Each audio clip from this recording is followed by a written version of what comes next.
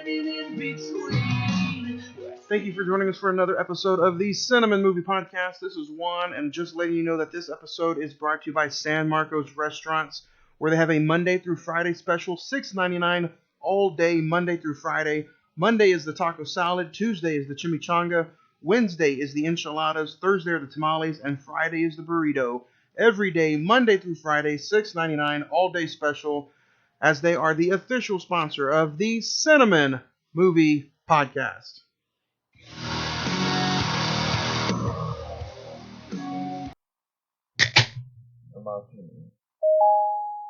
Shaken, not stirred.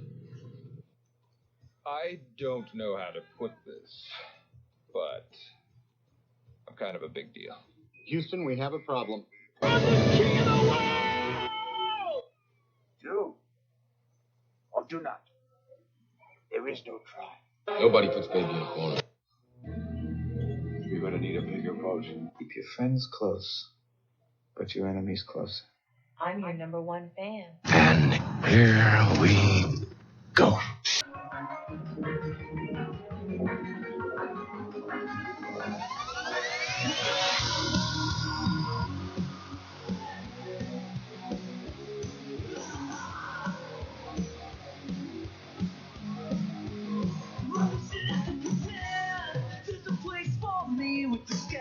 Welcome to another episode of the Cine-Men Movie Podcast.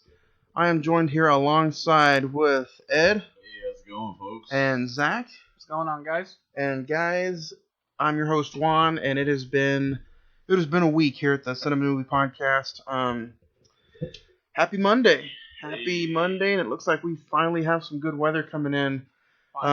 Yeah. So, right off the hand, I want to go back to last week, as we had a little boo-boo on last week's episode, and it is made a point that we forgot to give Shutter Island a star rating. I was fixing to bring that up. I was like, So- people are probably thinking, like, what the fuck? So we're going to go ahead and, guys, do a little quick recap of last week's episode. We talked about Shutter Island and, Leonardo DiCaprio, Mark Ruffalo, and one of the stars of the movies, Max von Sydow. passed away today. Yeah. So it's crazy. Every time we do one of these episodes, I think this podcast is cursed. We do a show, and then one of the people died the next week. dating all the way back to the Queens of Cinema. Somebody died in the middle of that episode. Chewie, I think, died during one of the Star Wars episodes. Not a coincidence, folks. But no, it's been a pretty Oh, wait, what? Not pretty long week. But the new poster, the new teaser, or the final trailer for Black Widow came out. I don't know if you guys have the opportunity to check that out yet. But let's talk about Shutter Island for just a quick second. We'll go ahead and give it a star rating. In my notes from last week, I gave it an 8 out of 10. Ed, what about you? Honestly, I really liked it. I would say 9 out of 10. That was your first viewing of Shutter Island too, huh? Yeah, definitely. I mean, honestly, movies like that, like Us, Get Out, different things like that get better as many times as you do them. Zach, what about you? I'm gonna give it a 9. 9? Same with that. But before we get into Ed and talking about some box office numbers, which I think we have a new number one, other than box office numbers, did you guys check out any trailers of the upcoming weeks, or? No, I haven't got to. I'm kind of staying away from the Black Widow trailer. I kind of want to keep it a surprise. So, She's dead, just in case. Spoiler alert. Spoiler alert. But Ed, what about some of the box office numbers there? I think we have a new number one. We're gonna go ahead and talk about the weekend at the box office with Ed. All right, so this is of the weekend, March 6th through March 8th, for that matter, of 2020. So I'm going to go ahead and go from number 5 to number 1. Number 5 is The Call of the Wild. With the weekend gross at 6.8, it puts it at 57.2. Sonic the Hedgehog coming in at number 4 with 7.7 million. And that total is 140.5 million. Number 3 is The Way Back with 8.2 million, and this is its first week of release. Nice. So I want to see solid. that movie. The Invisible Man, second week of release, is coming out at 15.1 million, totaling at 52.7. And the top movie this weekend was Onward with 39.1 million, and this is its first week of release. So, yeah. Getting that Pixar bucks. Pixar. I heard it was okay. Like I didn't hear like amazing things about it, but Yeah. kind of feels like Pixar is just like reinventing some older movies. Yeah, I've heard it's not like. Usually when they come out with like original ideas like Inside Out or something, it's like really critically praised. But this one's kind of like, it's fine. Yeah. It's not nowhere near as the good ones. See, I've purchased Frozen 2 in the last few weeks, and like even though they're like everybody said it was okay, it's not like big buzzworthy kind of a film. I still haven't even wanted to check it out yet. Yeah. But other than that, Zach, we're gonna get ready to talk about 4 things you did not know about our movie today, and it's 4 things that you did not know about Knives Out. All right, here we go. Number 4, Marta, played by Ana de Armas. Her condition of, well, this is kind of like a little characteristic. Her condition of throwing up when she tries to lie. Spoiler alert. Is not really a documented disorder. True that when you're anxious, it can cause GI discomfort, but not to that extreme. So, Little ticks. yeah, it's like ticks. Yeah. Number 3, the character of Jacob Thrombey, who's the young kid who's always on his phone, and young Bill from It. Yeah, So. that's what I'd say. Yeah, it was kind of cool to see him in another different role for that matter. Kind of a little stuck-up boy. The character according to Rian Jonson, was influenced by those that trolled him after the release of Last Jedi. Oh, nice. Feels like that's all they do all the time. Yeah. Number 2, all the paintings in the movie, whether it be from the family or of Christopher Plummer's character, were all added in post-production. There's none like they were made specifically for the movie. They're all CGI. Wow. So I thought that was cool.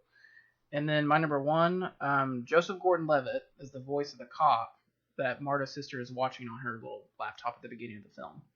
That's his voice, because I guess he's in every single Rian Johnson film. So that is pretty cool. That's some interesting. That's really digging pretty deep. Before we continue, do you guys want to talk about one of the big pieces of news that broke last week? Was No Time to Die was originally supposed to be released April 10th. It has been pushed back to November 25th due to the fears of. Do you want me to rant now? Do you want me to rant now or later? Kill it. Go for it. Because I look at it this way. If you guys are just now washing your hands, washing your ass, buying sanitizer, buying soap, like something's wrong with you and your household. It's trending though. That's another reason. Like, I don't know. Some people sit back and call me call me names, or probably put this podcast under fire because they can. You're an asshole. But like, you know what? What makes them think that by that point it's not going to be like? What if it's like I Am Legend worse? Like all big cities are like gone. Yeah, I want to see No Time to Die before I die. Basically. Wash your ass. No, I'm just like really. You know what? Okay, I'm a wrestling fan. The WWE put out a statement because their grand big show is going to be in Tampa in a few weeks. It's going to be in Florida. There's already been a few cases of somebody having the coronavirus in Florida, and there's already been, people from Japan come over, people from China come over, people from the UK come over for WrestleMania. It's a global event being held in the United States. Simple. You know what their message was to everybody? Come at your own risk, protect and wash yourself. Basically. Life cannot be put on pause. We cannot cancel huge events, because if we do, however, the fear... All right. 9/11, for example. When 9/11 happened, right? Do you expect us to just go run and hide and not continue on with our lives? No. Things continue to happen. Is there a virus out there that's worse than the flu? Yes. Is there a virus that has supposedly no vaccines for it yet? Yes. Look at the numbers, guys. Some of the numbers that they're showing you is true, but then again, they're not showing you people who have beaten it, people who have survived. They're not telling you there's a 99.7% recovery rate. Actually, there's a little 17-day-old girl, a 17-day-old that survived it. No medication, no antibiotics, no nothing. Yeah, and they're saying like kids that are like 12 and younger are almost immune to it. All right. Like, and then people are wanting to point out that, oh, this is a way to get rid of the older people. No, it's just older people are more vulnerable to any kind of disease, not just this disease. Your immune system starts going down at like 50 or 60 years old. So if the Spanish flu came back, it'd be the same exact thing. Yeah. Or Black Plague. Yeah. Or I mean, the West Nile virus, the what's the pig? Swine flu. Or bird flu. Bird flu. Yeah. So. Well, you know, there's already some video of assholes like that are being like racist towards Asian Americans because you're Asian American, you brought this over. It's like, no, shut up. Yeah. Well, you have to have a mask. What are you doing outside with your mask? Like, honestly, most masks, like a sawdust mask, if you will, don't protect from. I'm gonna say one more. Well, and they said that one of the doctors that they've hired to combat it was just like, look, these masks you can wear them, but that doesn't mean you're not gonna get it. I mean, it's more for bigger. And I'm gonna say one more thing about this. They also interviewed LeBron James saying that are you get prepared to play any games without fans in the arena? First off, what does that say? Are you saying that NBA players are cleaner than most fans? Because they're paying fans, they're dirtier than somebody. I don't. It's bullshit to me. Anyway, at the end of the day, I just want to say, and then you guys can say something about it if you want. But at the end of the day, just clean yourself, wash your hands, go to the bathroom, wash your hands, and just live your life. Don't worry about what's trending in the news today. Guess what? If you're working a 9-to-5 job, making $30,000 to $50,000 a year, do you think that you really matter in the stock market, Wall Street life? You don't. Okay? So just live your life. Don't worry about what's trending, and go watch a movie. Fuck. I mean, honestly, soap should always be trending. I'm not saying I'm literally the cleanest person ever to live, but the fact of the matter is this: I don't care. I hate that old saying. Oh, in the Navy, they told me not to piss on my hands. Well, in life, they teach you to be a little cleaner, you jackass. So why don't you go ahead? You know what I mean? I've heard that. First off, I've never heard that fucking saying. You've never heard that? Never heard that saying. Dude, before. I've heard that so many times from different people, and I'm just like, oh, so they taught you to be a nasty bastard? The last time I watched, because I've been through basics, they're on you about being clean. So I don't know what the hell you went. What about you, Zach? Do you have anything to add to it? No. Look, you know, I think I appreciate that they're just looking out for the public's well-being, and that's fine. But look, if just because a big movie, I mean, are we gonna postpone Black Widow here in a couple months? I know that James Bond is more of an international movie. Right. He's big in the UK. He's big in Italy, which right now Italy supposedly is on lockdown. It looks like I Am Legend. Yeah, Italy right now looks like what's the HBO show that Ed watched? Chernobyl. Yeah. Italy looks like a horror movie right now. Yeah. I don't know what the fuck is going on in Italy, you know. Yeah. But I love some Olive Garden. Right. But I mean, look. Like I said, I appreciate what they're doing, but at the same time, just because you postpone it to November doesn't mean it's going to be worse by then. You know? No, and they've already did all. Daniel Craig's been doing. He was on Saturday Night Live this past Saturday. They were doing promotion. They released the song and everything. And now, by the time we get to it, everyone's just like, "Who cares?" Yeah. You know. And that's who you got to feel sorry for. Yeah. Not to mention, I mean, the dude's gonna make millions anyway. He probably already has. Right. But the only thing I like about it is that they pushed it to November, and Bond's always been a November release. That's the only thing I like about it. But no, I have to wait 6 more months to see it. Maybe the coronavirus was released by the cast and crew, so they could go ahead and make it that way. There you go. I'm just kidding. Maybe that's why Rami Malek looks like that in that movie, because he's got the coronavirus. There you go. James Bond versus the coronavirus. Yeah. Lysol, his best weapon. I don't know, man. At the end of the day, I just kind of hate the word trending. I hate things are only big because it's on all over social media. Well, did you hear about this boycott that they're trying to do from Milan? No. There's people out there that are trying to boycott the movie just because it's coming from China. It's like, guys, come on.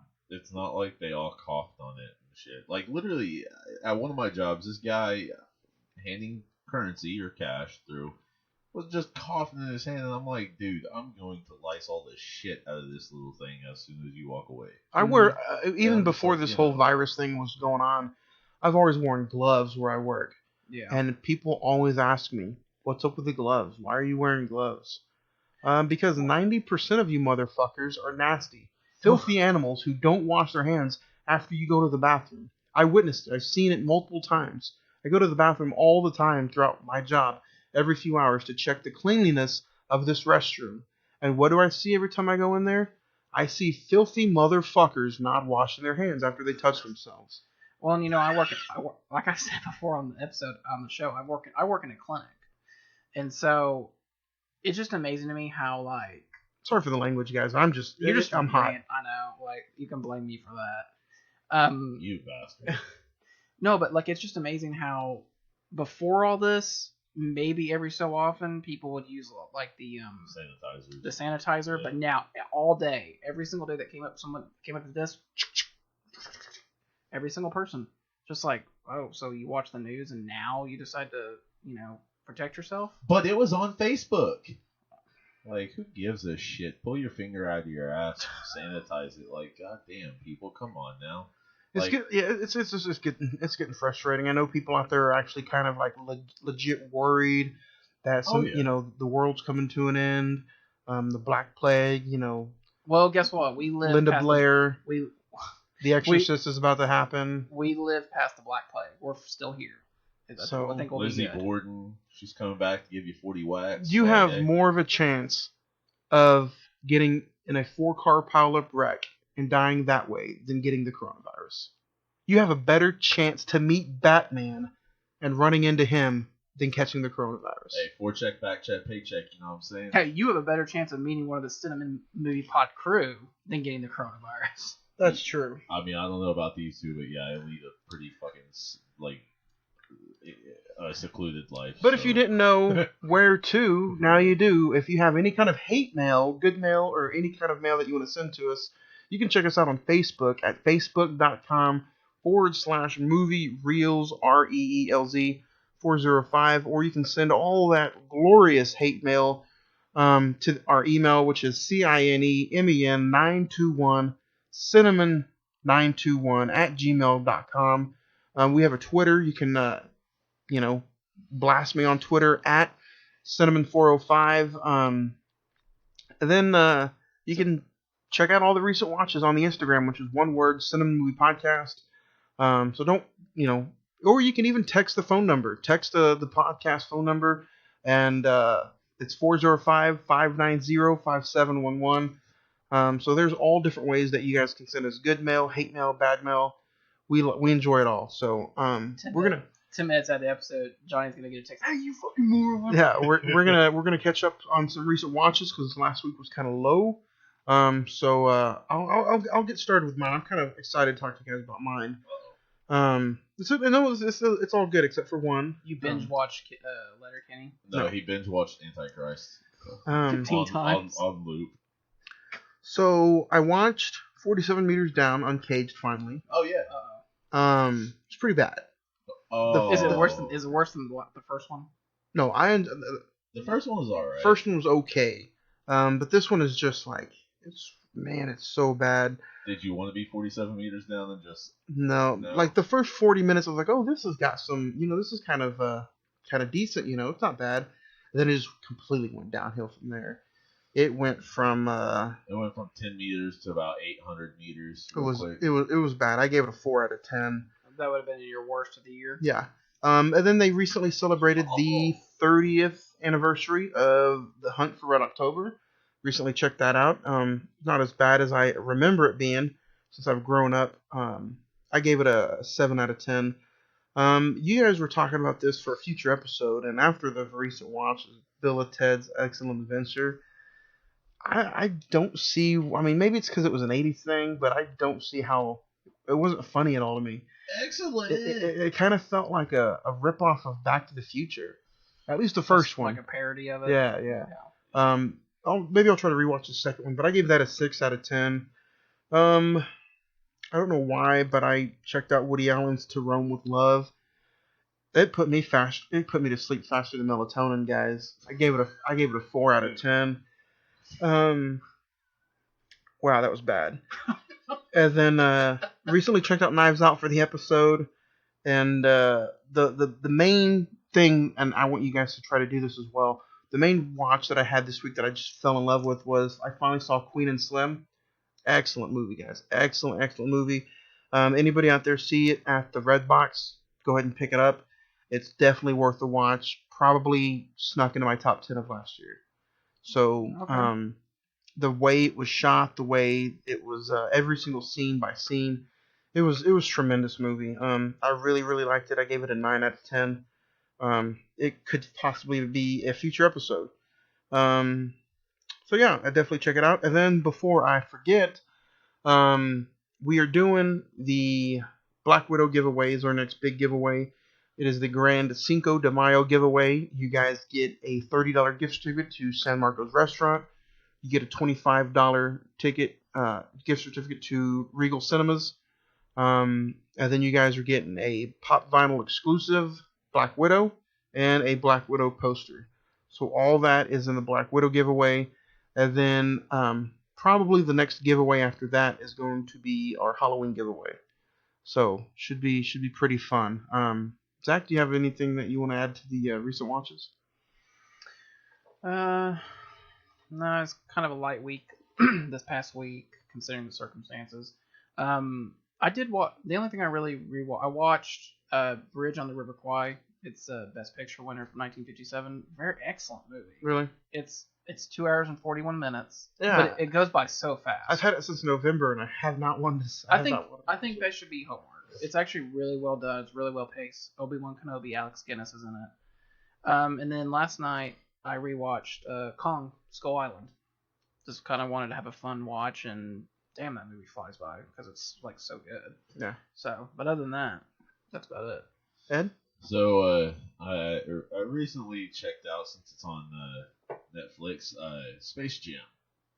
Loved it. I literally used to have 3 VHS copies when I was a kid. So yeah, always loved that movie. A lot of the jokes in that movie now, you get it like now that you're like almost 30 years old. You're like, man. It can be a little bad depending on your review.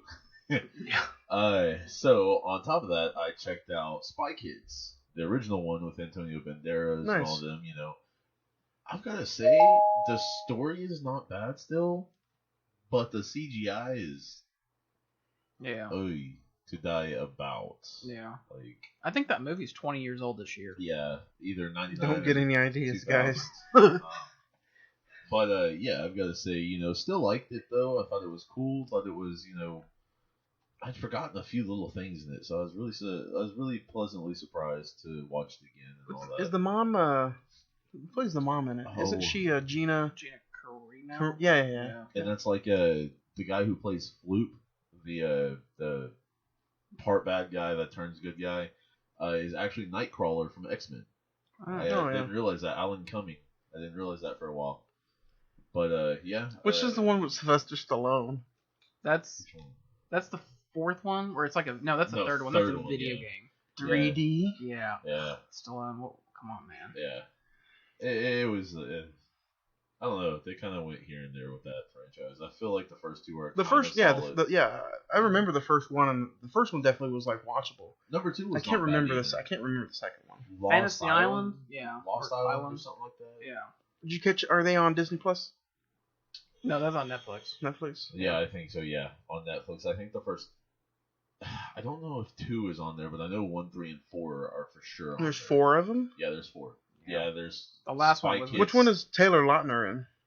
That's the second one. Yeah.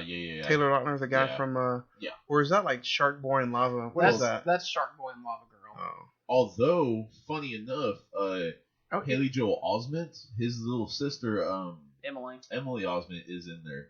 I think she's in the second one. She used to be on Young and Hungry. Young and Hungry, and then Hannah Montana is the best friend. Oh, okay, yeah, I know what you're talking about. Yeah. Nice. So, before we get ready to jump into the top 5, let me go ahead and remind you guys that this episode is brought to you by San Marcos Restaurant. They have a Monday through Friday special all day, Monday through Friday. Monday is the taco salad. Tuesday is the chimichanga. Wednesday are the enchiladas. Thursday are the tamales. And Friday is the burrito. Let's talk about San Marcos for a little bit. Zach, you my head there. You just got so hungry right there. You recently went to San Marcos with us a few weeks ago, and what did you think? It's very good. It's been a long time since I ate in that restaurant, but you were just like, hey, let's go, and got there, and it's like, damn, I had to wheel my ass out in a wheelbarrow. It's pretty good stuff. You guys should check it out. They're located on Southwest 59th and Agnew, right here locally in Oklahoma City, Oklahoma. If you guys are from the surrounding areas in Texas, Kansas, anywhere and you come through, check it out. Definitely one of the best Mexican restaurants I've ever had. And like I went deep in the south heart of Texas a few years ago, and still like nothing beats San Marcos. So check it out. And they're the official sponsor of the Cine-Men movie podcast. So as we are getting ready to talk all about our top 5 this week, I'm really excited to get into the Knives Out conversation. But for right now, guys, we are going to talk our top 5 this week. And it consists of some of the greatest movie endings of all time.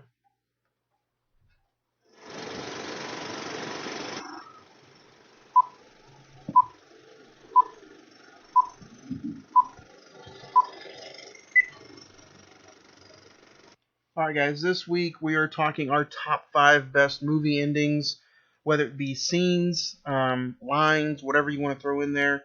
So I'll kind of start my my honorable mentions. I only have 2 of them. Do you guys have any honorable mentions? I do, yes. Ed? No, I'm not going to do that this week. So right now my honorable mention is going to be the what's in the box scene from 7. I thought that was pretty. Every time I see that movie, I'm always a little intrigued about what's in the box. I think that's a great movie, and I think the ending is really a curveball, almost, if you will. And then the dance ending sequence from Us. I think that movie got overshadowed a ton last year. One of my, I guess you can you call it a underrated movie now? No. You don't think you can? It did. I don't think so. I mean, nobody talks about it anymore. It didn't get any kind of love at any kind of award show. I think it's underrated. You think? I mean, I don't think. It's an interesting conversation. I mean, I would agree that the film was very heavily snubbed at everything. I mean, even Lupita Nyong'o. I thought she would at least get a Best Actress nomination. But right. No. I think people just forgot about it. I think it came out in March and people just were like. But Get Out came out in February and made it all the way to the Oscars in 2017. So I don't know. It's just I really thought that because of the pool. Do you think Us is one of those movies to where Captain Marvel came out right after, Avengers came out right after? You think people are like, oh, what was that? Yeah, I just think that's what it boils down to. It was just forgotten. I wonder how come some of these big time actors and studios or directors don't put out movies like those in September. You know what I mean? Yeah, I think honestly, if it came out in the first week of October, it would have been a big contender. Honestly, that's true. But that's how my top 5 is looking to shape up. So we'll get it. What's some of your honorable mentions? My honorable mentions are Infinity War, Return of the King, Lord of the Rings, Return of the King. Even though that there's fucking 15 endings to that film, you think it's gonna end, but it keeps going. But it's still a really good ending. And then my official honorable mention is There Will Be Blood. The ending to There Will Be Blood, where Daniel. And by the way, these are all this is a spoiler for all these films if you haven't seen them. And if you guys want to explain your movie ending title, kind of think why you think that it's kind of a shocker, you can. Mm-hmm.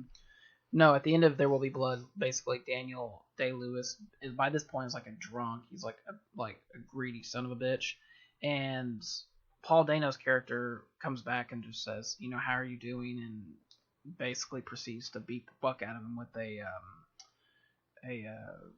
bowling pin, and it's just and that's how the movie ends. You're just what?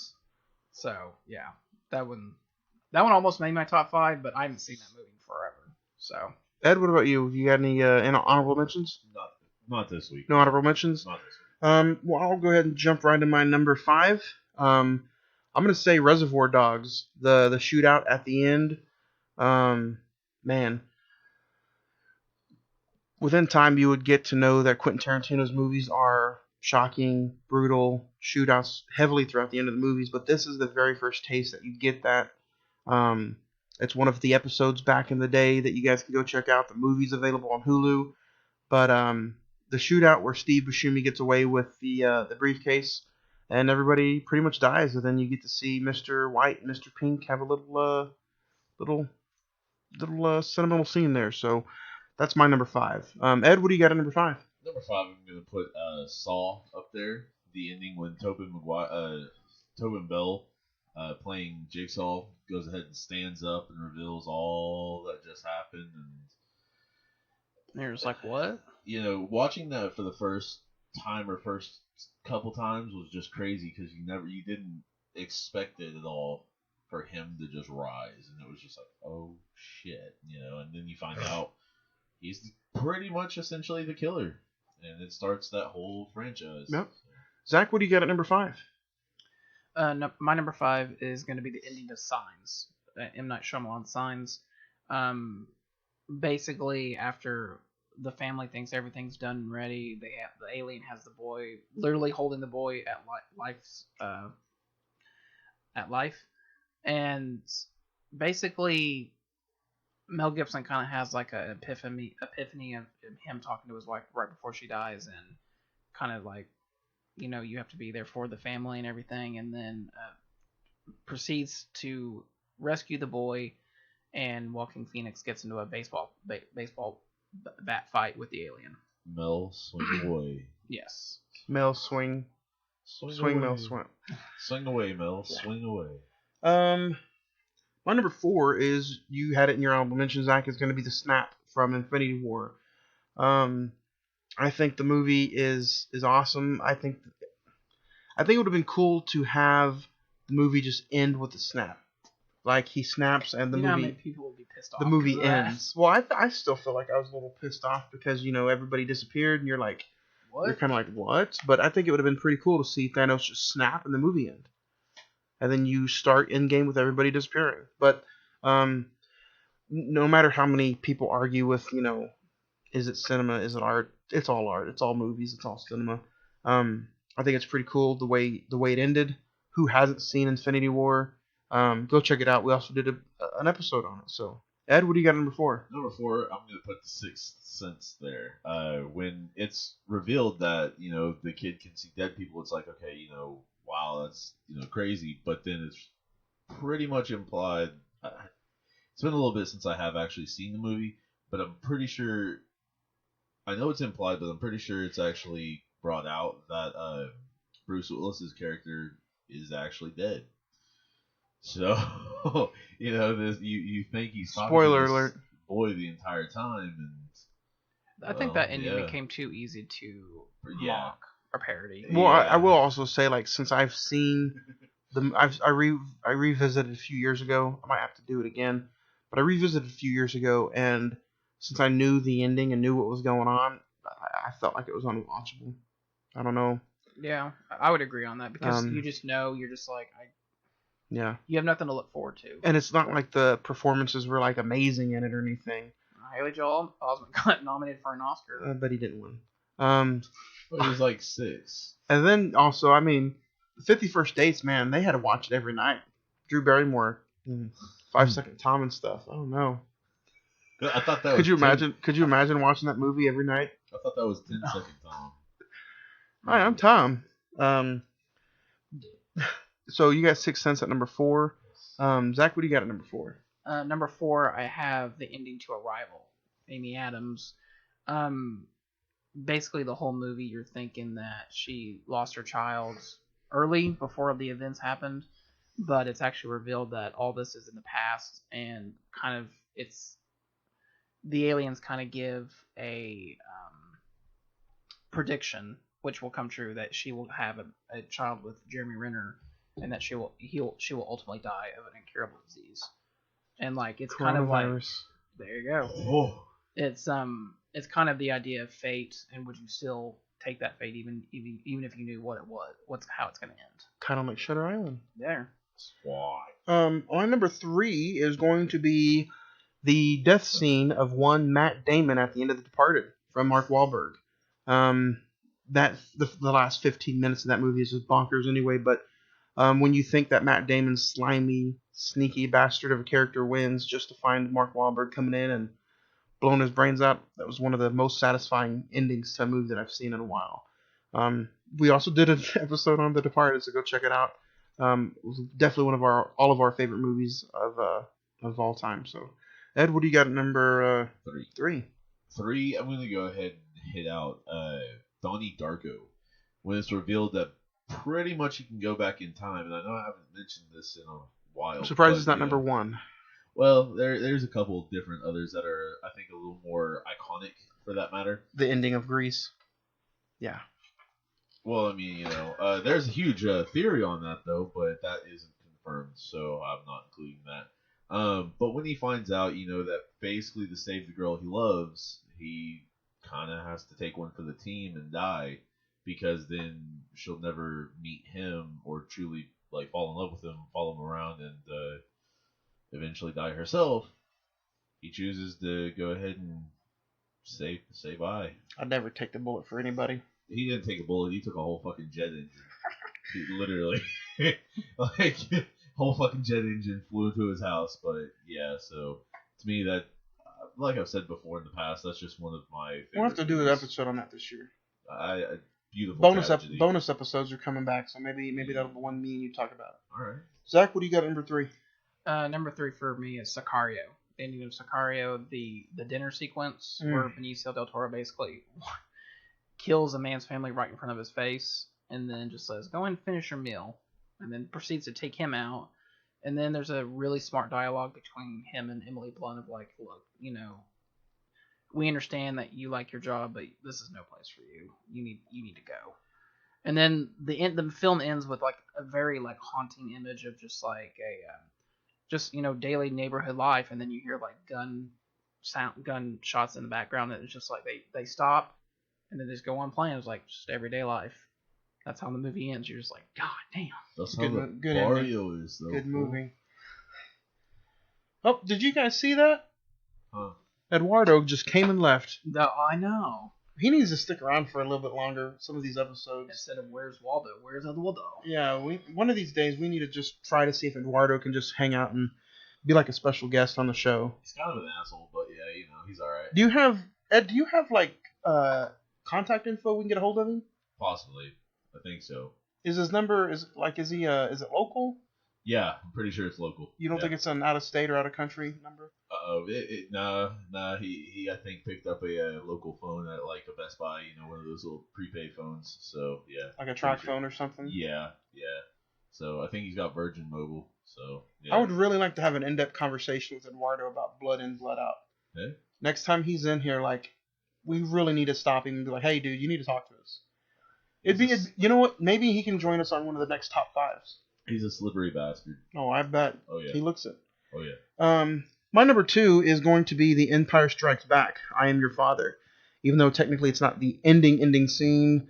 Could you guys imagine watching that at the end in an actual theater back in '87? Maybe not in Germany, but yeah. Or '84. Anywhere else, yeah. But Ed, what do you got number 2?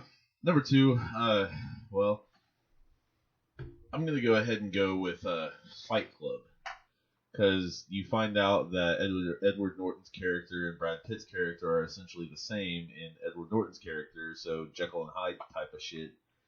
And pretty much Edward Norton's character is beating the hell out of himself. However, I just violated the number 1 rule of Fight Club, that is, don't talk about Fight Club. So, that's probably where Eduardo ran off to. Probably, little fucker. He likes those things. Zach, what about you? What do you got at number 2?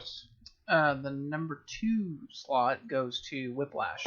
They need a Whiplash where it's just basically a culmination of between Miles Teller and J.K. Simmons, and he basically proves to J.K. Simmons that I can fucking do this. Watch me. He can fucking do this though. Exactly.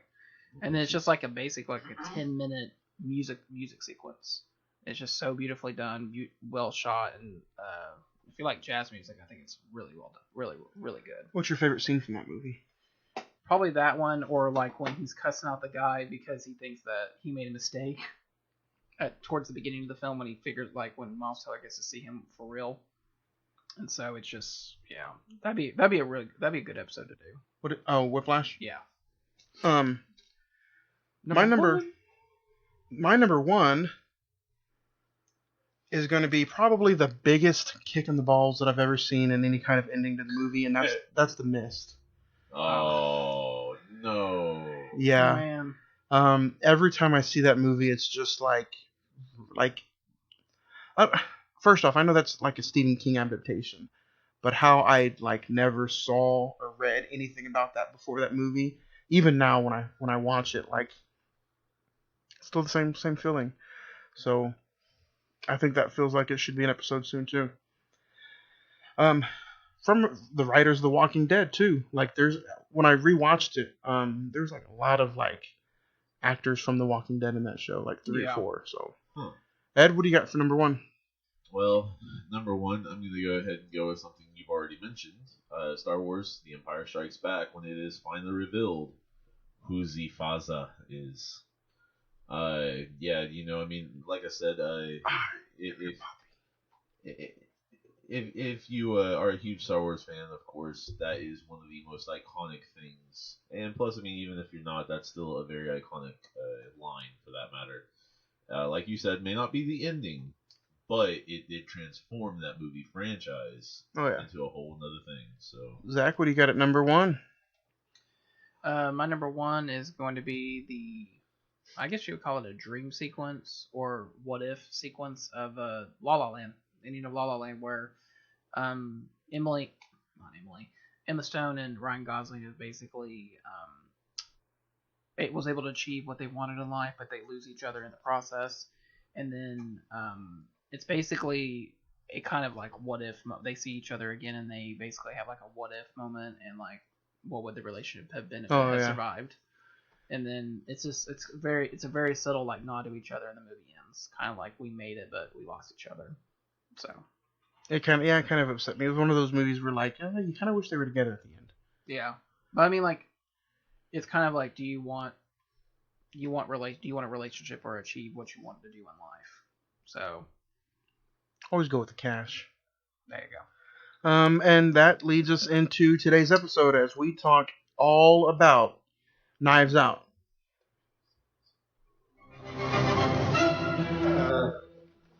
No. If I could pause, why are we doing all this? Let's back it up. The family has desperate motives. And when good people get desperate, the knives come out. You know something. Spill it. I suspect foul play.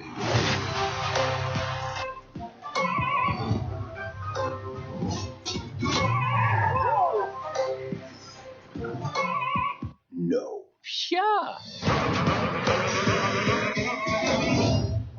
What?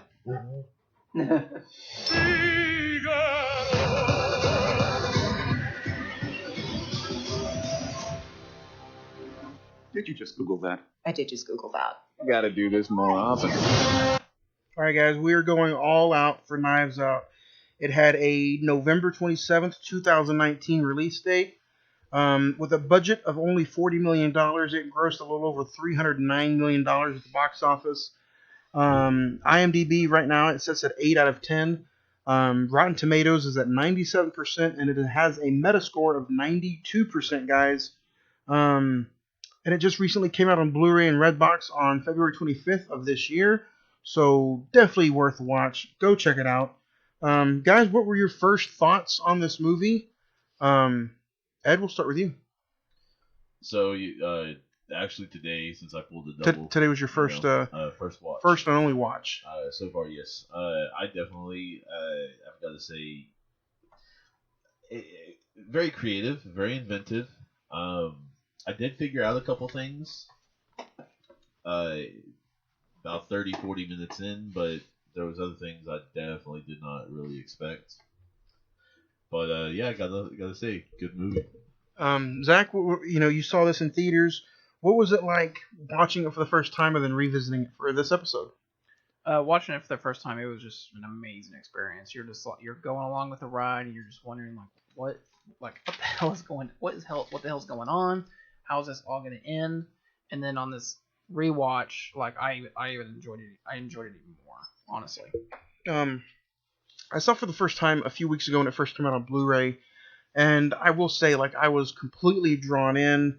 And now watching it for the second time, dude, I was obsessed. Like, I enjoyed it. Every single shot, all the scenes, the dialogue is always on point, and it's done very, very well. From Act 1 all the way to the ending, the dialogue makes sense.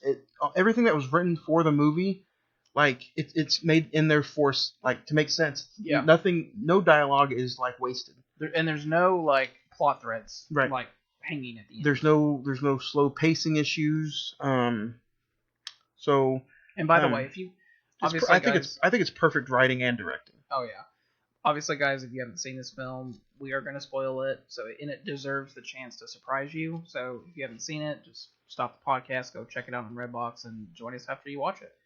So yeah, definitely go check it out. It stars, directed and written by Rian Jonson, starring Daniel Craig, Chris Evans, Ana de Armas, Jamie Lee Curtis, Michael Shannon, Don Johnson, Toni Collette, Christopher Plummer, Catherine Langford.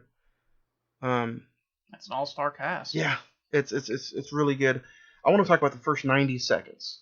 The 90 seconds of the movie, right when the credit scenes opens, you get the score, you get a beautiful shot of the house, and then you're technically, introduced to the main title of the card.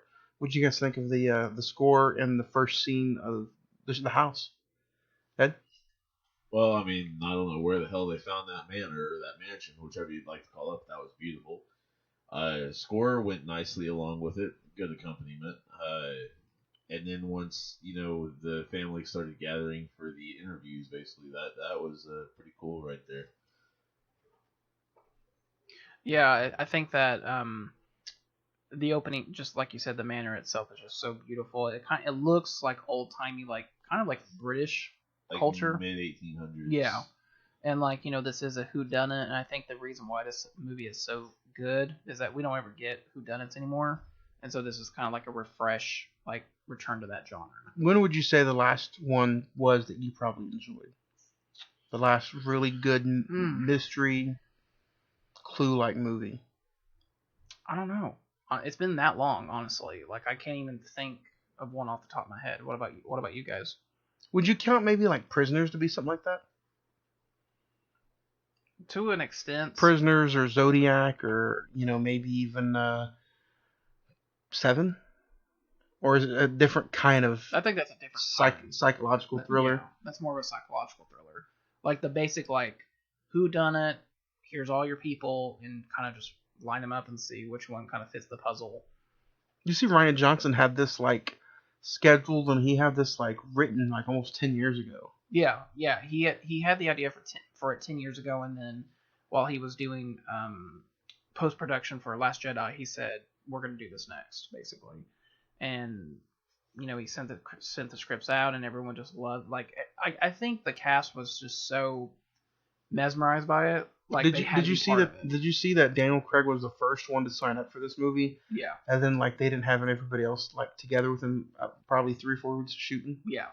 Well, the only reason he was able to do this was because he was in the middle of Spectre and No Time to Die, and so he was just like, well, let's do it, because I guess he had been wanting to work with Ryan for a long time, so it was just. Well, they also something happened. They lost the director for No Time to Die. Yeah. So he had plenty of time to not do anything. Exactly. So it was, No Time to Die kind of had because they lost, what was the director's name originally? It wasn't Sam Mendes. It was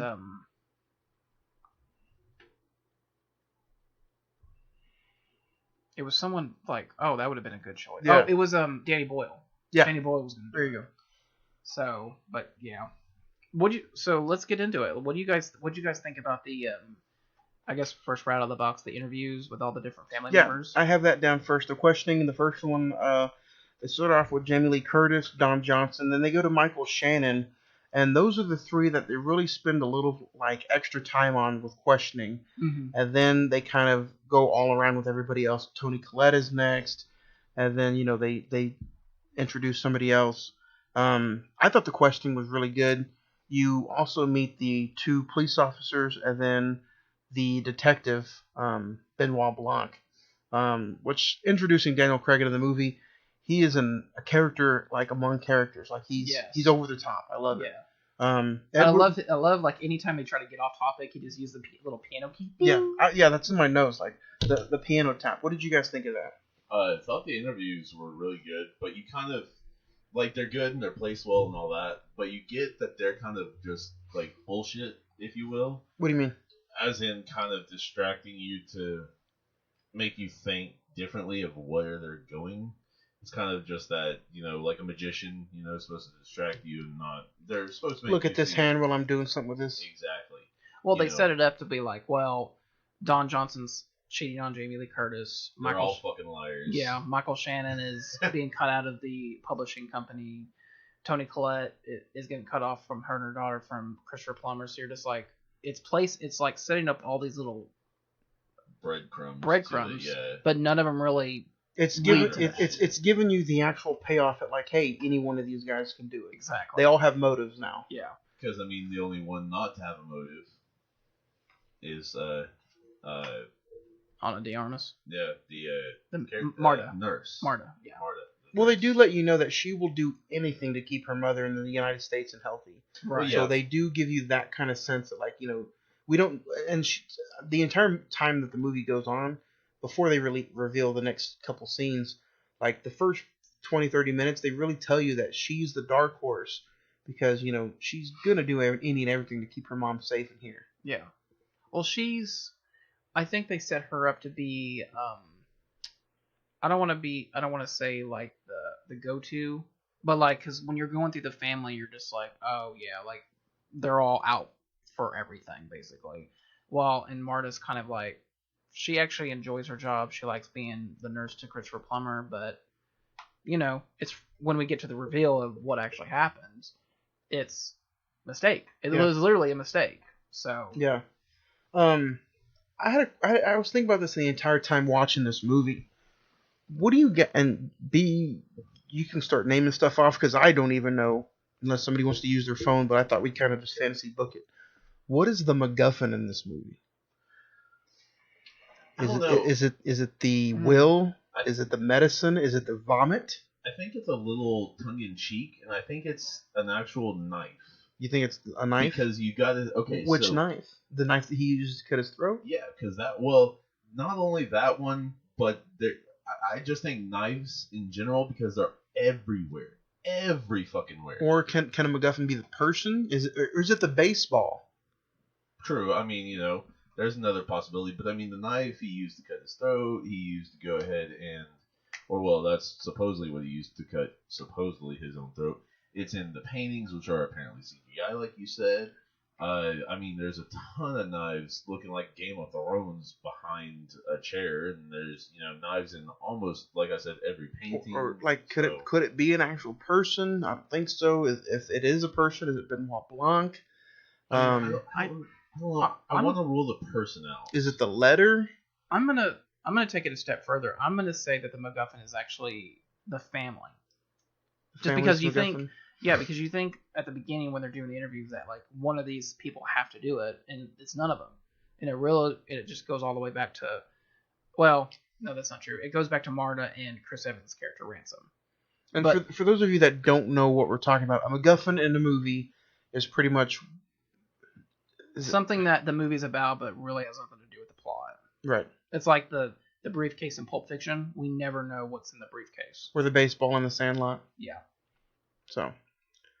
Or the briefcase in Reservoir Dogs. Yes.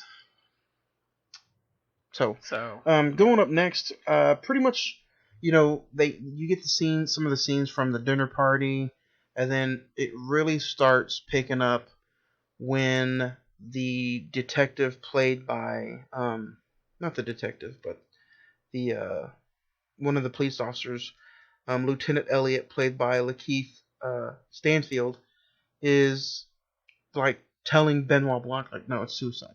Like he is obsessed with telling everybody it's suicide. Yeah. So 35 minutes into it, which I'm kind of surprised, they tell you only 30 minutes into it they tell you what really happened to Christopher Plummer's character, which is Harlan. So what did you think about that? Seeing that for the first time in the theaters, you're only 30 minutes into it and you find out what happened to him. Honestly, the first time I saw that, I was kind of disappointed. I was just like, wait, that's the twist. Like, what else could there possibly be? Ed, he said disappointed that first 30 minutes you find out what happened to Harlan. What did you originally think? Were you like, I think it's more leading you with itself, and it wants you to kind of have a little fun. Essentially, this is a movie version of Clue, essentially, or that made me want to watch Clue too. That's a literal movie. No, I get no.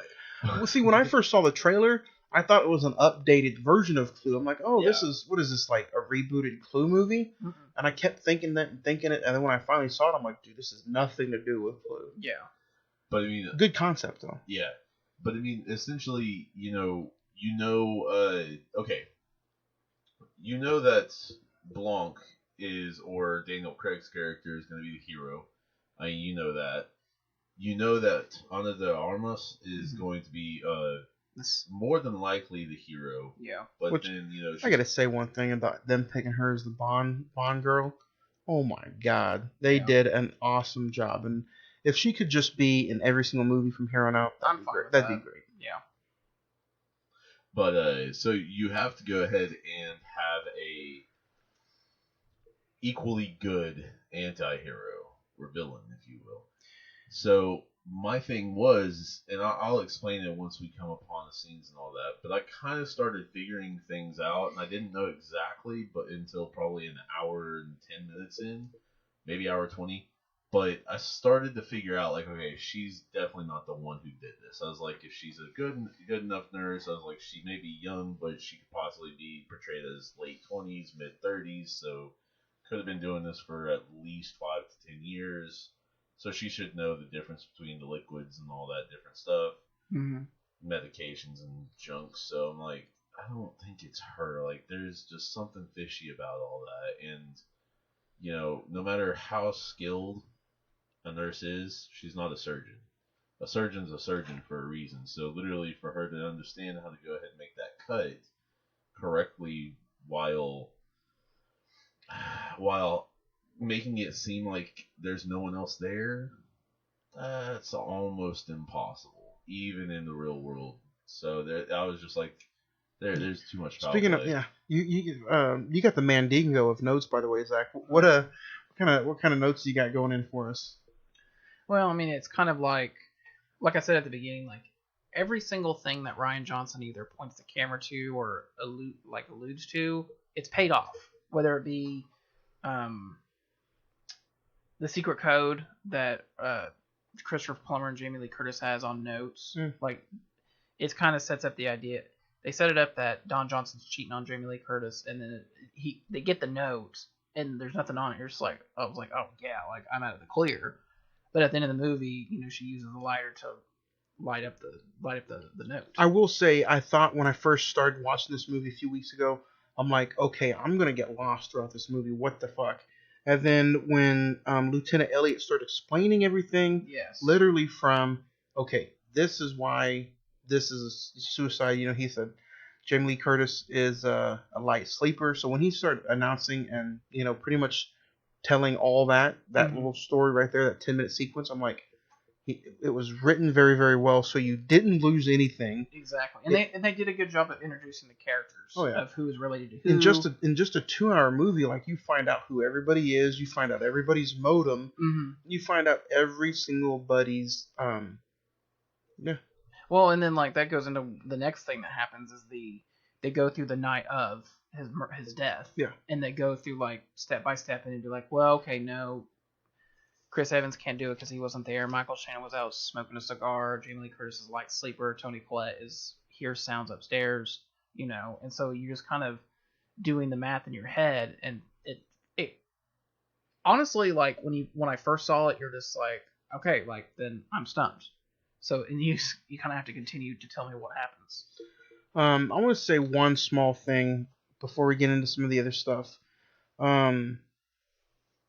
not only the cast was spot on, but some of the smaller actors that you don't see throughout the entire movie, that only have like one small spot. The VHS scene where the VHS burns up. I know I'm kind of jumping ahead, but the actor Emmett Walsh, who was the guy who had the little security area, and I have not seen him in anything in a long, long time. And when I rewatched that today, I was just like, where has this dude been? He didn't look very good in the movie. I don't know if that was makeup or what, but I loved his line where it was just like, back in the day we had to use our eyes and ears in order to do security. Now we got this. And it's like this like 30-year-old VHS stuff. You're just like, we got more technology than that, bro. We can upgrade this even more. You'd hope so. You would hope so. But yeah, that's an actor that I've seen some older movies way back in the day. That not to be funny or anything, but I honestly didn't even know he was still alive. So yeah, going into that, did you guys like the idea of Harlan slitting his throat to end his life? No, because don't get me wrong. What would his intentions truly be? He's about to cut off several different people. I can understand depression and all that and being sad about it, but he didn't seem like that type of guy. He seemed kind of like the hard ass, drive a hard bargain type of guy that's just taking care of himself and trying to go from there. Zach, what do you think? Maybe about the first time that you seen it, or compared to the second time? I know this film really doesn't have any flaws to it at all, but the slitting the throat really is the only thing that really didn't make sense to me. I didn't mind it. It wasn't something that was like, after I watched it, I was like, what? Why did he do that? It basically, again, it sets up another plot of the blood splatter, and there's a splatter of blood on her shoe, like a little tiny bit, but you don't think that's going to come back, but it does. Mm-hmm. And so, like you said, Ed, he doesn't have any hard will towards his family. It's just like, you know what? We need to cut these people off. It's good. We need to do it. I need to do it because it'd be good for them. They need to learn out. They need to learn to live on their own. I'm gonna point out one of the negatives that turned me off about this movie right when I first saw the trailer and the cast. I didn't like the fact that Chris Evans was in it. Almost would have taken somebody like Joseph Gordon-Levitt to be in it. But at first I'm like, why Chris Evans? Out of everybody that's in this cast, he really didn't. I was also probably completely full of Avengers.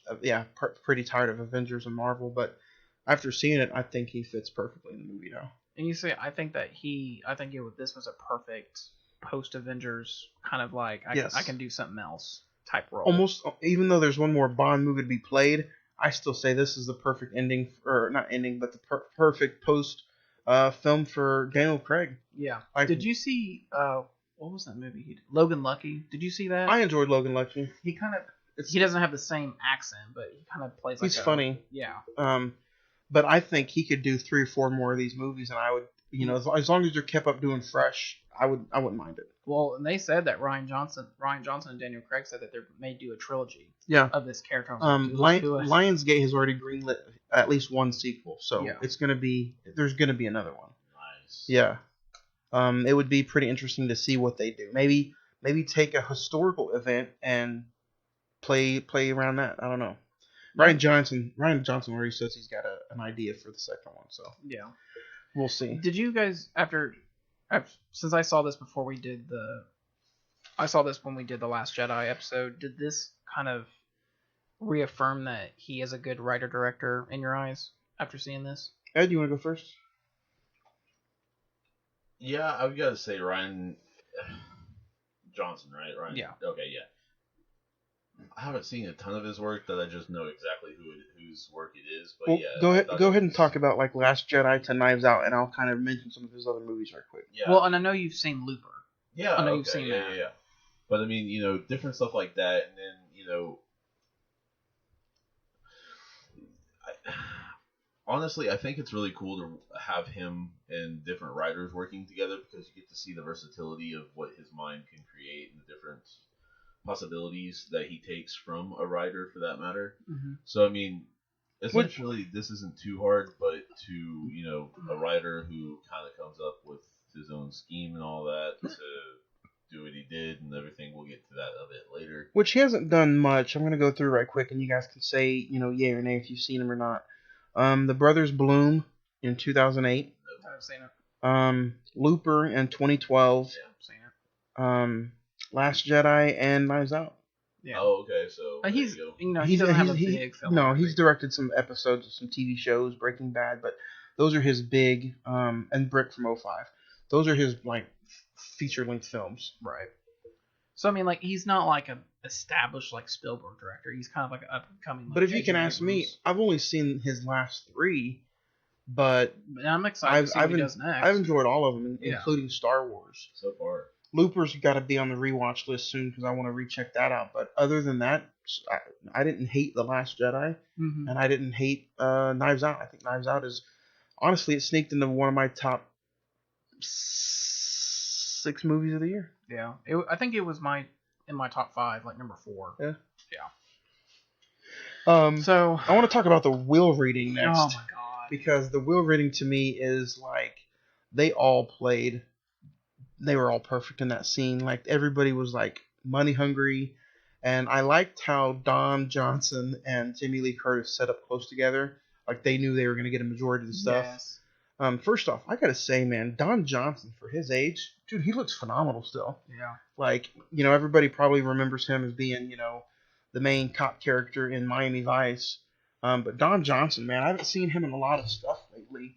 But actually, I think he was the cop in Dragged Across the Concrete, which, if you guys haven't seen it, it's a little lengthy, but it's a really good movie. Yeah, I enjoyed Don Johnson's casting in this movie and the way he, was kind of just, how would you put that? Like almost cocky? Yeah. I guess you could say. But yeah, what are you guys' thoughts on the will rating right when they announced that, Marta got everything? So I'm gonna take it back just a little bit. Yeah, go ahead. But I gotta love the fact that everybody's like, hey, you're family to us. You've been with us for so long that you're family. So anything you ever need, just let us know. Financially, let us know. We got you. We'll take care of you.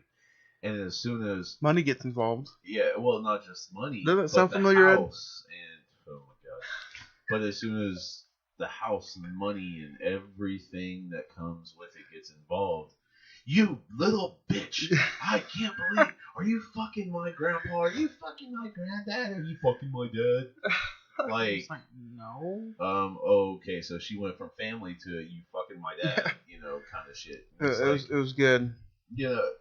And that just shows the reactions were priceless. And I see a lot of that stuff in real life because literally you got kids, and I'm talking even grown, 19, 18, 15, 20, 25-year-old kids being assholes to their parents these days.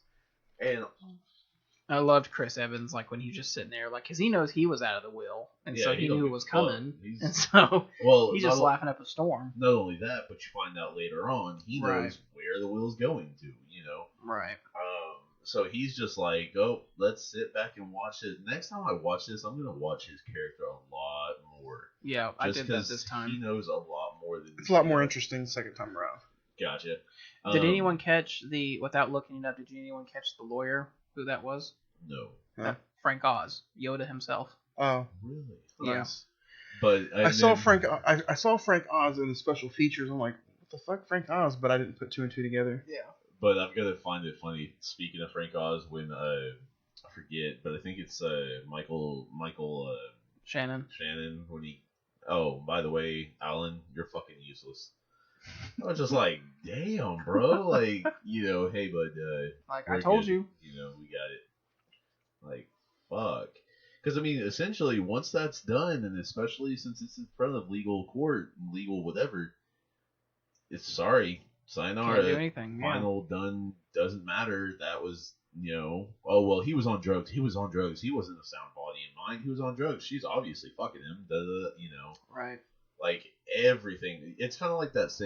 It's kind of like when the remotes in the remote in the TV room is lost. everybody's a fucking suspect. Nobody's safe. Nobody gives a shit. Well, and honestly, kind of thinking about that, like from that point on, from the will reading, it evolves into just Marta and Ransom, and it's their story from here on out. Basically, but I mean, honestly, like after that, I did not like Walt and God, I forget the actual character's name, but Michael Shannon. Shannon's characters. I just did not like those two. And I'm just like, well, obviously, you see what the hell happened with Hugh, for that matter. We'll get into that later on, but you see what happened with Hugh. Assholes for parents. So exactly. But one big thing that's always hilarious in this movie is that, we built it from the ground up ourselves, and all that. And I think it's kind of a little jab out to certain things. Not going to really say, but it'll be obvious. But no, she started the company with $1 million loan from her dad.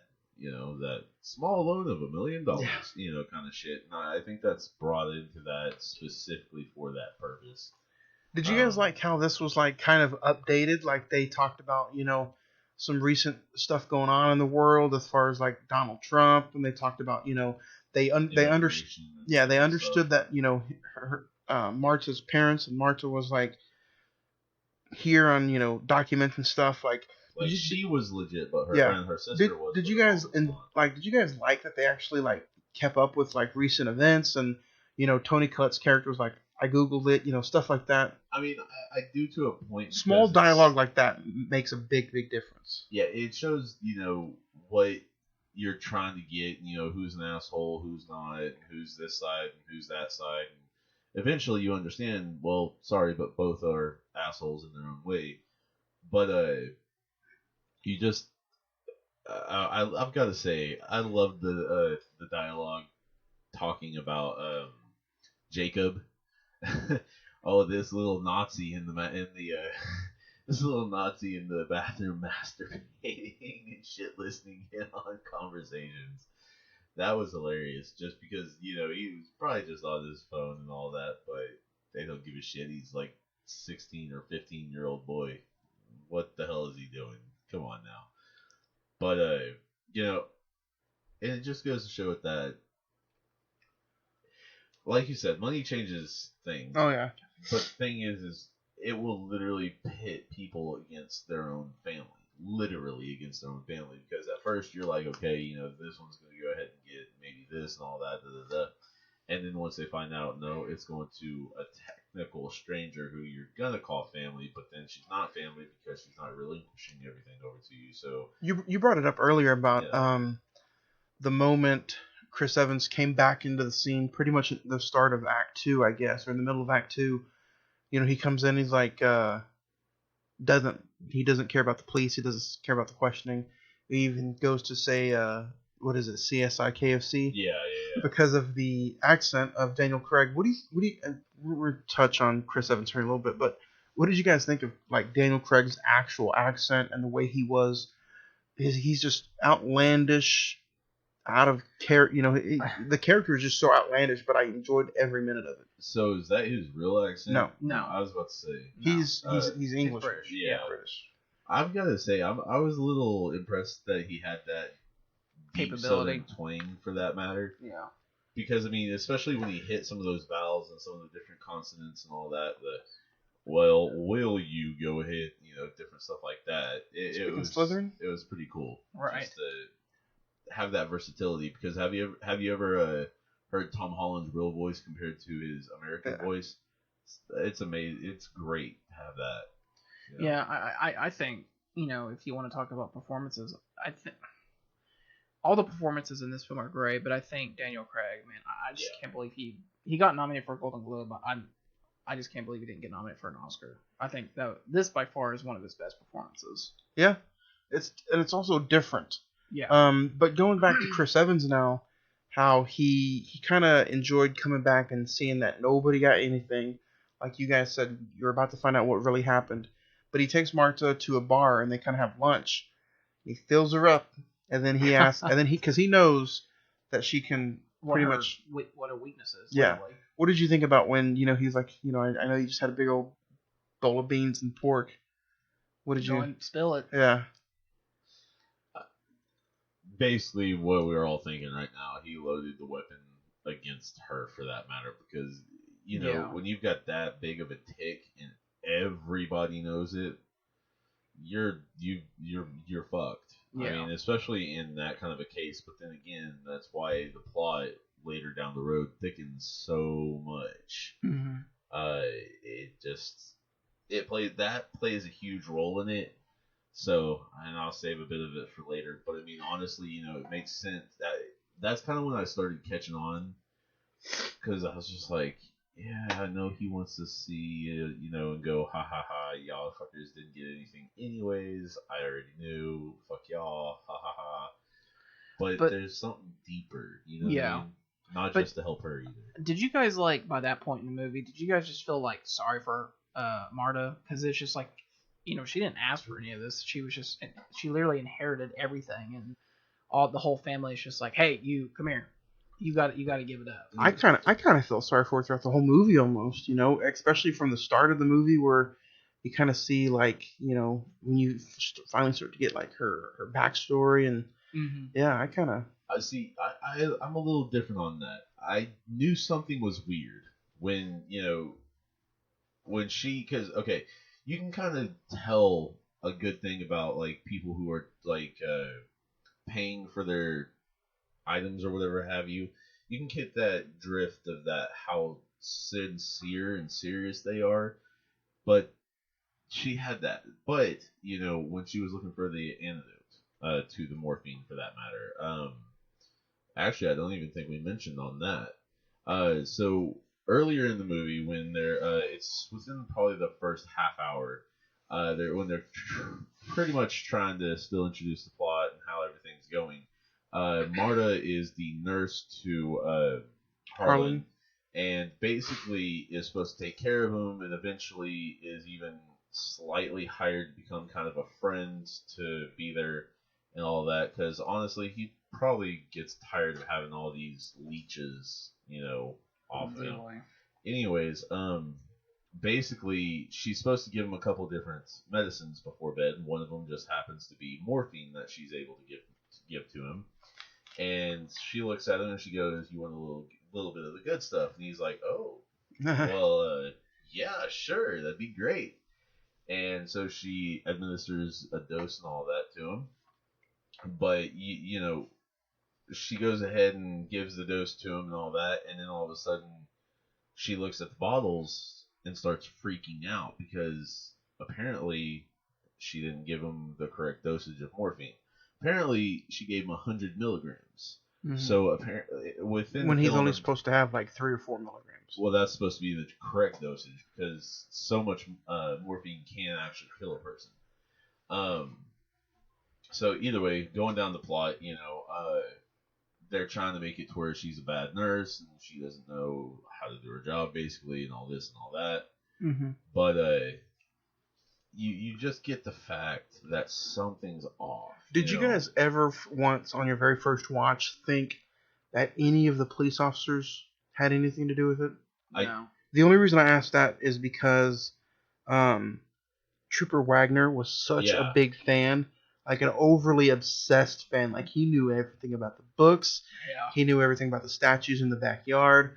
Did none of that ever come across anybody's mind? Wagner, I felt was weird, but I thought more stalker fan than killer fan. But what struck me as odd as, okay, I knew the will. I enjoyed his character. I thought he was pretty funny. I knew the will was going towards her. As soon as they introduced the family and all that, he died. I was like, there's a will, and I was like, everything's going towards her. I was like, watch, she's getting fucking everything. They're not getting a cent. I was like, watch. And then that started thickening and all that. But then this came up, and then I was just like, okay, I was right on that. But damn, man, you feel bad, but you feel I was mad about it. I was like, you know what, fuck that family. Don't give them a dime when they're all like, well, you know what, just surrender. I was like, girl, fuck that. Fuck them. Fuck that. No.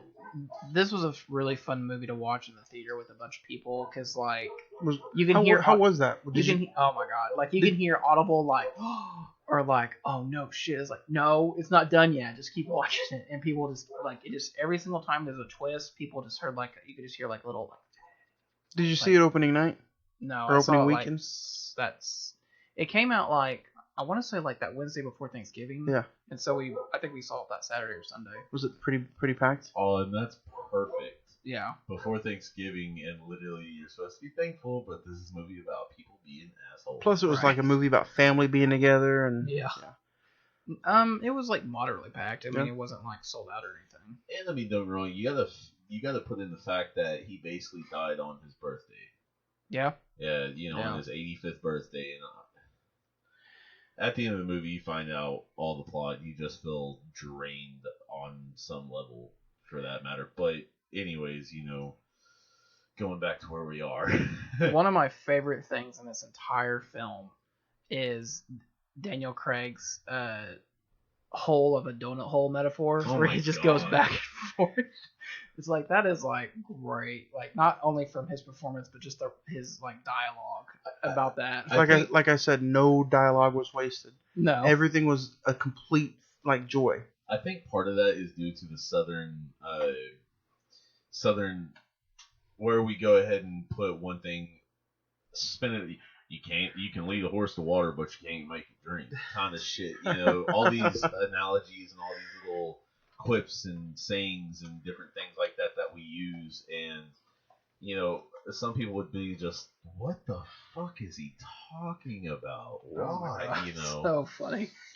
And I mean, I just love dialogue like that kind of brings it down home, if you will, and not just down home as in just Southern, but anywhere around the world. I mean, I love the Canadian down home as the TV show I watch, but it's just cool to see that different stuff. That, oh man, it's brilliant. Did you guys catch the Murder She Wrote reference that her mom was watching? Like, when she comes home one night and her mom is watching a dubbed version of Murder She Wrote, and that's basically like every episode of Whodunit. No, I didn't. It's like, oh, that's nice.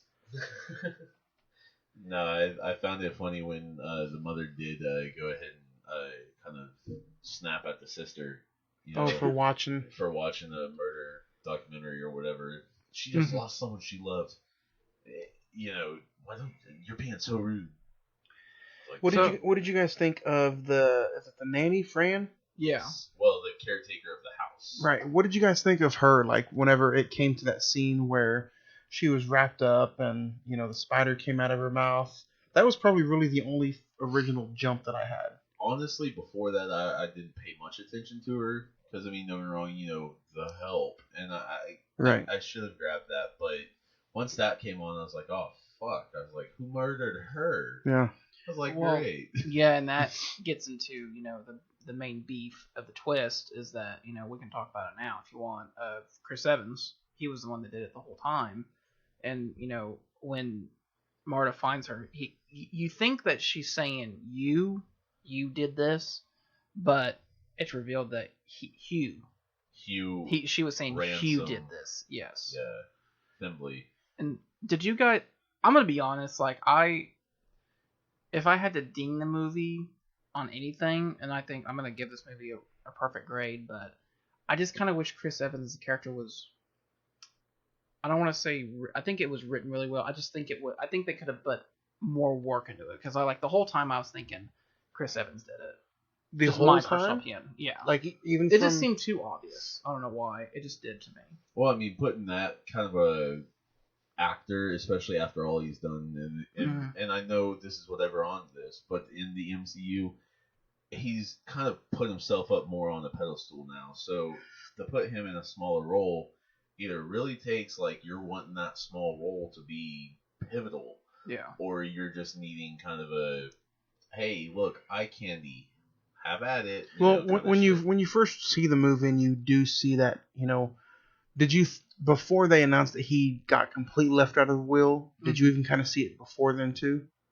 Not, or was it until they were like, you completely got left out? Yeah, that, and I thought, kind of just thinking about it now, I thought it would have been cool if it had been Chris Evans and Catherine Langford's character, because they both hate each other because they're they're obviously like stepchildren or whatever.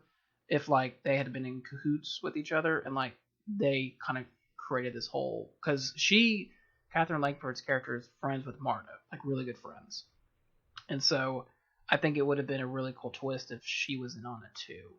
Kind of like, oh, you had my back this entire time, but you kind of were stabbing my back, the whole time. And you're talking about Meg, right? Yeah, the Meg, daughter. yes. Yeah. I've got a point that there was a lot of emphasis on. Well, we wanted you at the funeral. I got outvoted. Like, outvoted by fucking who? Right. Like, that's 2 out of 4 that said. There's 2 other people that said that too. I think Walter said that after the will reading. He goes to her house. Like he says something to that extent. Like, well, I got outvoted as well. But it's like, okay, who the fuck is voting? Like, if you want her there and she's supposedly family, why not have her there? Like, what in the hell is wrong with you people? Who the hell voted? Yeah. Was it 1-3, 2-2, 2-4? What the fuck, Right. But yeah, there was a lot of emphasis on that. It was just foreshadowing to what they were trying to tell, but not fully tell. Right. I thought that was kind of cool. I was pretty invested in some of the just without even any of the actors saying anything. Right when they found out that even the house was going to her, people like Jamie Lee Curtis's character, Toni Collette, the look on all their faces without them even saying anything was.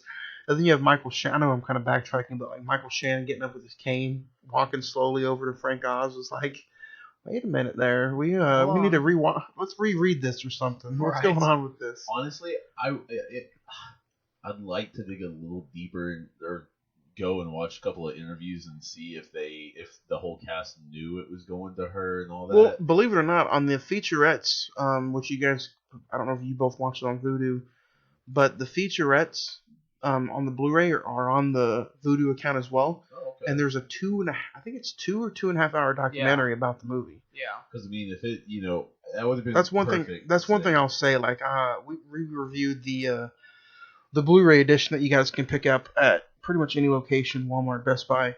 The special features on this thing are amazing. Yeah. It almost, the lengthwise, it almost feels like a Criterion special features. There's about 2.5 hours to 3.5 hours of special features.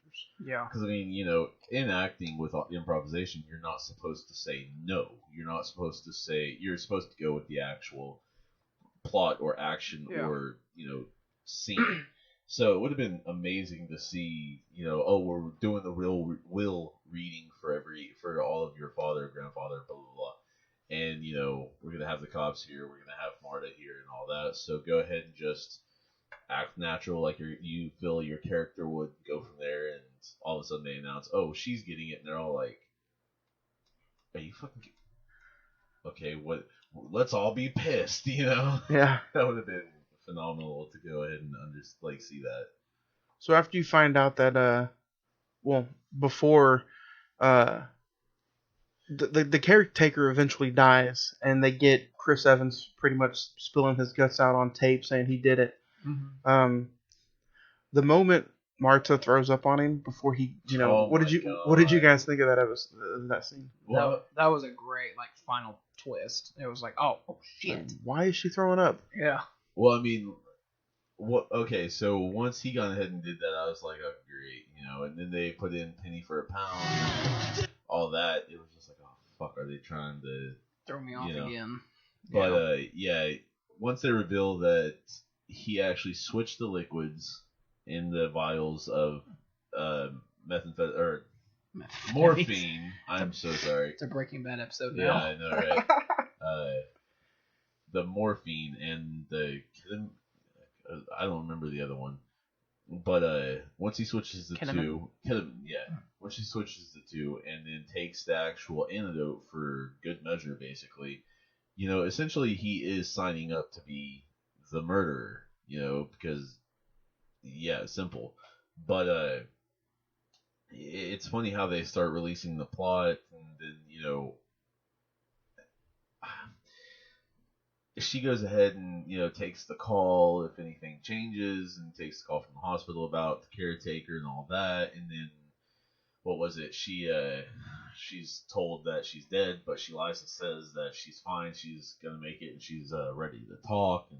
And the kind of look on Chris Evans' face is just like, oh fuck, I got caught. Well, Okay, screw it now, I guess. So he goes ahead and spills all of his guts right there, and then goes up to her and says, "You know what? Well, you little fucking bitch, you little bitch." Da, da, da. And all of a sudden, what? Right in the face. Just, oh, She spills her shit. guts, literally. Literally. And then there was chunks of apple in there. I'm not sure. he tries to Tries to kill her with a fake knife. And for a penny, and basically foreshadowed because he was the grandfather or his name again? Harlan says an idiot couldn't tell a real knife from a stage prop knife anymore. So, and all of a sudden goes in, Chris Evans is laying on top of Marta and all that, or Ransom is on top of Marta, and you're like, oh fuck, he really did it, like shit. And then all of a sudden you hear the ding, ding, ding, ding, and he goes and he's like, oh shit. Now you're attempting murder again in front of two cops and then whatever the hell. Do any of you guys have an underrated actor in this movie that you're like, they're not really in it, but I couldn't see anybody else in this movie with being that character? I would say Catherine Langford as Meg. She doesn't really have a big part, but I thought she contributed to the role really well. I would probably say the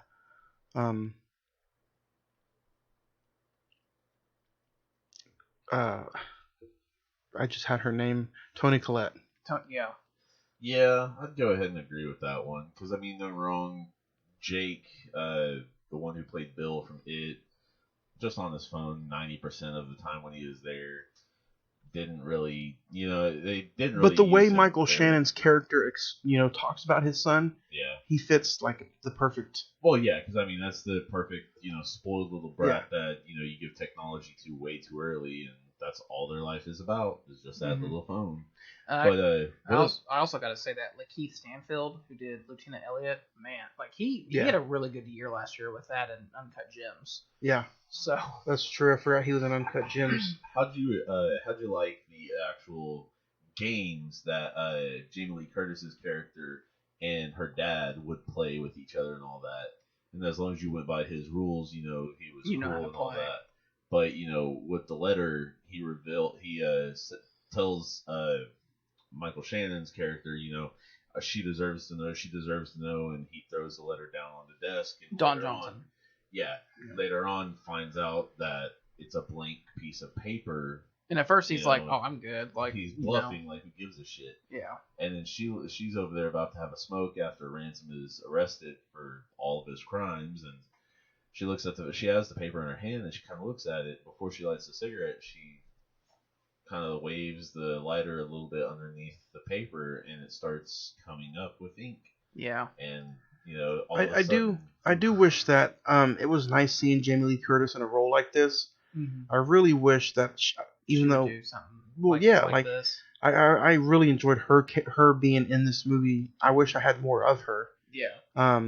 Did she really have? She didn't really have a fallout with the dad, did she? Like everybody else, she didn't really have a real motive of her doing anything. It was kind of like Ransom got put in the cop car, and then she finds out the reveal of Don Johnson. She's just kind of but he's meaning against she wasn't really that big of a suspect in the killing. Oh no.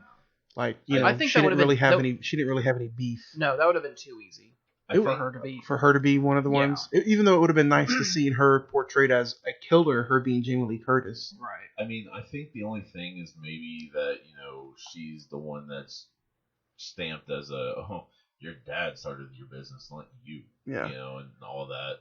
But it was more the husband that had the motive to keep the actual affair a secret than anything. So there's that. But if you guys had to go through and and then one last thing, and then we'll do the final scene of the film where Marta is drinking coffee in the My House, My Rules, which is like one of the first things you see in the film. His coffee cup. That was perfect. Yeah. That was a perfect ending. I really just wanted more of it at the end of this movie. But if you guys had to pick a favorite scene or two, Ed, we'll start with you. Which one would you pick? kind of hard to be honest with this because there's so many good little scenes, especially even with dialogue and shit. But I'd say the will reading scene, just because how like I said earlier, how everybody goes from your family and we love you and we'll take care of you and anything you need financially, let us know. To you fucking bitch, I'm gonna kick your ass. Give it back now. Wait, what? Like you took my toy. Stop it. Kind of deal. Right.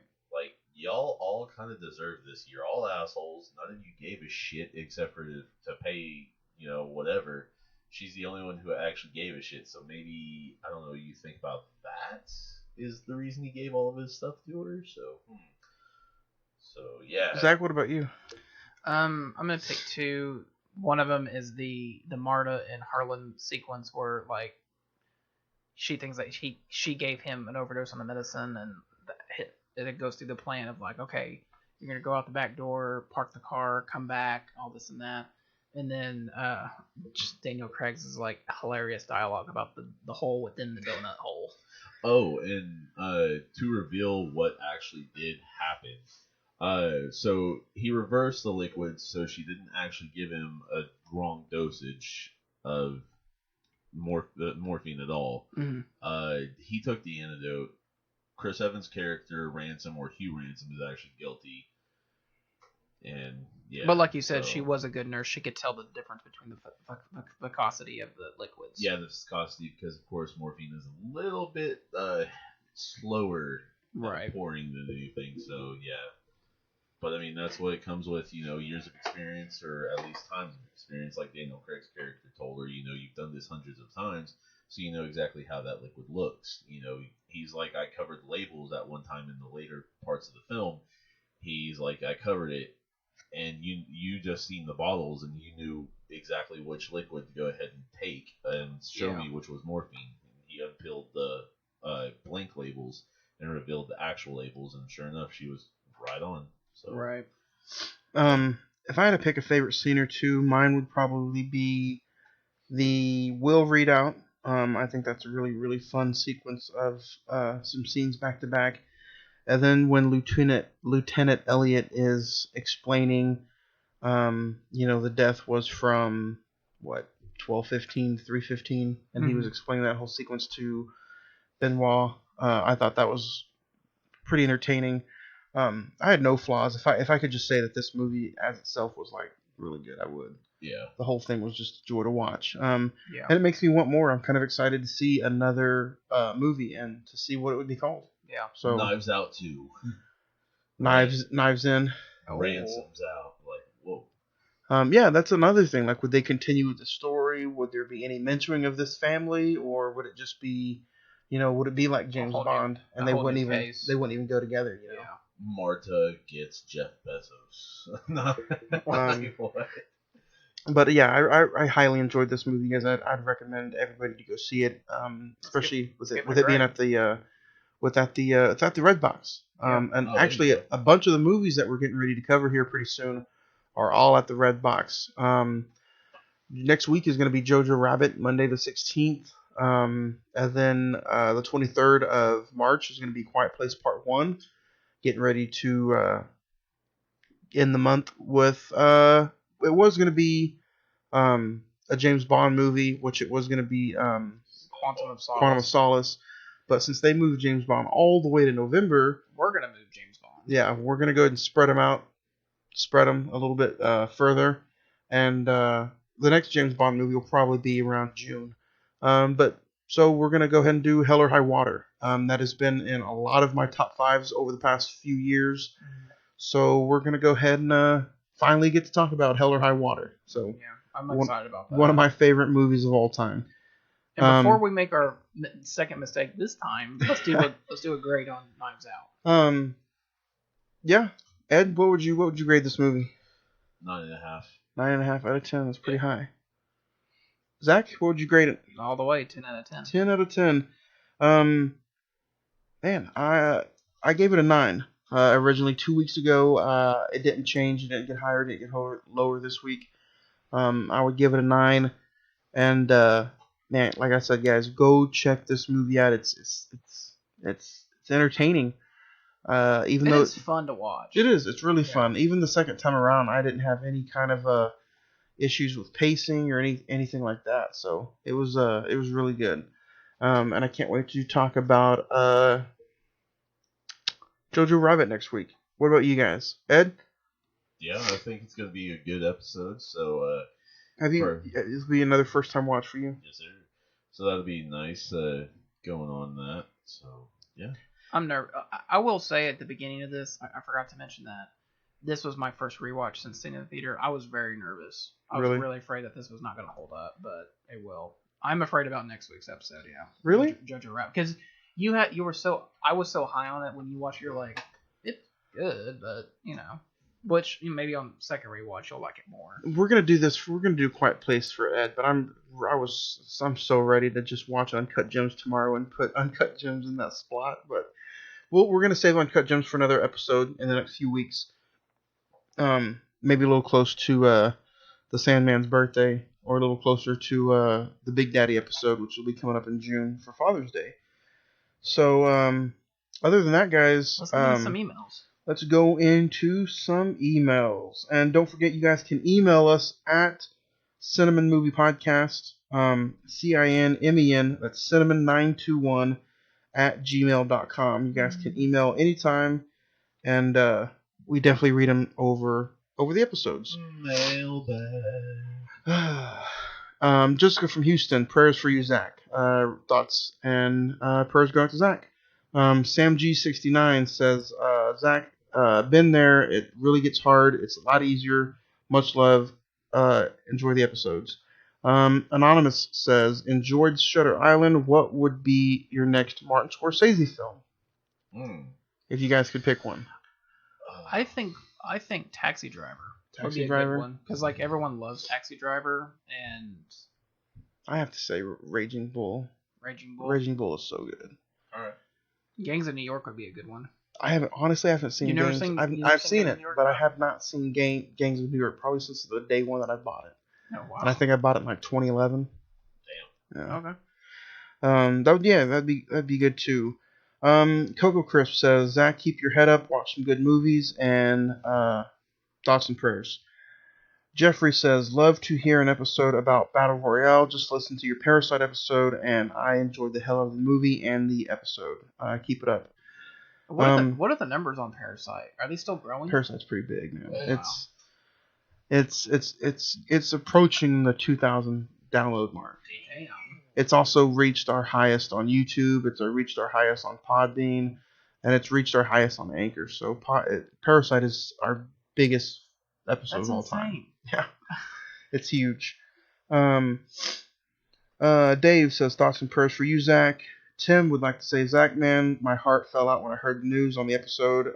Really, really sorry. Thoughts and prayers go out to you from Tim. And then Jacob says, I love the Parasite episode. Completely love the movie too. I really wish you guys would do more foreign films. Okay. Yeah. That sounds cool. And then Anonymous would like to do a revisited episode of Killer Clowns from Outer Space. Oh my god. So, hell yeah. Tons of emails, guys. I'm gonna save some more for probably a future episode, as far as an episode where it's completely dedicated to emails. Maybe when we do our best of the decade, half of that might be emails as well. So there'll be a lot of people talking about some movies from that decade. So that mailbag might be a lot bigger than others. Damn, that's cool to go back to episode 2 right there. Oh my god. I think it's 3 or 4. Episode 2 is The Shining. Oh yeah, 3. Yeah, that's right. And thank you so much for the condolences, guys. That there's a lot means more. A lot. Believe me, there's a lot more. I know that was a big damper, in the middle of the episode. Also, we had an email last week about somebody wanting us to revisit an episode of The Shining. Right. Or not The Shining, but Psycho. Yeah, Psycho. So first couple of them, I mean, honestly, I think it'd be cool to get Zach's take on it, for that matter, because he wasn't with us at that time until a bit later. So I mean, that'd kind of be cool. Psycho, I know you'd probably like a lot more than you would Killer Clowns from Outer Space. But still, I think Killer Clowns Fly Outer Space, kind of revisiting what we did in that episode, I think would be kind of cool to see your take on that. But I've never seen it, so. But if he said anything like he did during Batman Returns, we'd have to throw him out a window. Uh oh. Or jump off a building. Or just turn him into a fucking cotton candy egg.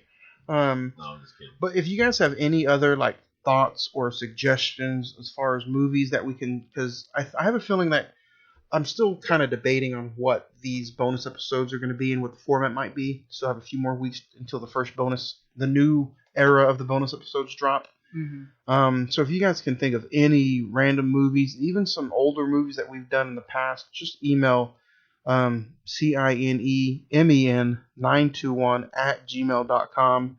Like I said, we'd love to hear everybody's thoughts about what movies that we could possibly do for bonus episodes. I mean, we could always do the old standby, Debbie Does Alice. Yeah. Right. Every day. I'm kind of, and I don't think we're going to do this as an episode, but it's just kind of like free publicity if you guys are free or whatever this weekend. The Warren, Tinseltown, and Hollywood Theaters down there in Norman, which is basically Regal. They are showing the original 1933 King Kong this weekend. Nice. Sunday, 1 o'clock and 4 o'clock. If you're a fan of King Kong, or you gonna go see it? I'd like to. I think that'd be a cool experience. If you're a fan of that genre or just love King Kong, you want to go Sunday? Go see it the way it was supposed to be seen. Let's go see it Sunday. There you go. But yeah, if you guys have any other kind of thoughts or film suggestions, let us know. You can also text or call at 405-590-5711. And you can hit up the Facebook page at facebook.com/moviereels, REELZ 405. Or you guys can just Facebook search the Cine-Men Movie Podcast. We pop right up. Other than that, guys, getting into Jojo Rabbit next week. I am going to say that the Halloween giveaway for this year, Halloween Kills, in September or October, I believe. The giveaway includes 2 tickets to Frontier City's Fright Fest. Nice. So that is going to be the big giveaway for October. But don't forget, follow us on the Facebook page as we are about to do the big Marvel giveaway for Black Widow. So other than that, guys, I think we will talk to everybody next week. Ed?